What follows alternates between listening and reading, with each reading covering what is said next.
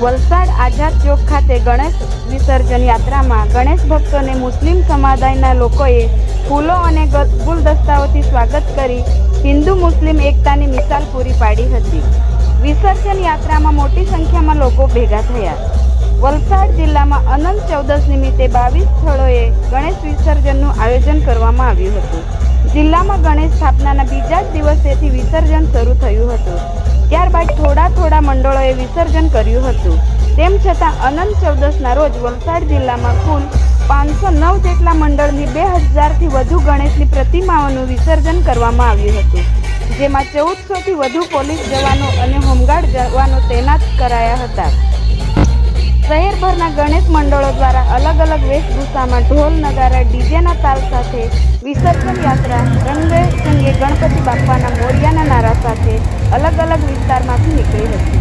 આઝાદ ચોક ખાતે આવી પહોંચી હતી. ગણપતિ બાપ્પા મોરિયાના નારા ડીજેના તાલે યાત્રા ઔરંગા નદી કિનારે પહોંચી હતી, જ્યાં વિસર્જન કરાયું હતું.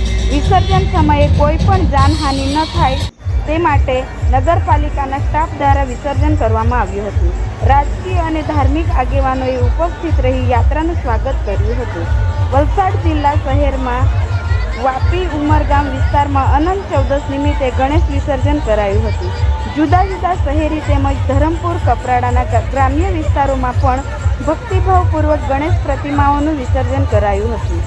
જેમાં સૌથી મોટું વિસર્જન વલસાડ અને વાપીનું હતું. આ વિસર્જન નિર્વિઘ્ન રીતે પાર પાડવા માટે વલસાડ એસપી ડોક્ટર કરણરાજ વાઘેલાની આગેવાનીમાં 3 ડીવાયએસપી, 15 પીઆઈ, 30 પીએસઆઈ, 600 પોલીસ કર્મીઓ તેમજ 650 હોમગાર્ડ અને ટીઆરબી જવાનોની ટીમ ખડે પગે તૈનાત હતી. આ તમામે જિલ્લાના કુલ 22 સ્થળોએ શાંતિપૂર્ણ માહોલમાં વિસર્જન કરાવ્યું હતું. વલસાડ જિલ્લા ઔરંગા નદીમાં તો વાપીમાં દમણગંગા નદી કિનારે વિસર્જન કરાયું હતું. આ સિવાય ધરમપુરમાં માન અને તાન નદીમાં ગણેશ વિસર્જનની પ્રતિમાઓનું વિસર્જન કરાયું હતું. આ વર્ષે ગત વર્ષ કરતાં ગણેશોત્સવ હર્ષો ઉલ્લાસથી ઉજવાયો હતો. ગત વર્ષ કરતાં આ વર્ષે વધુ મંડળોએ ગણેશની સ્થાપના કરી હતી.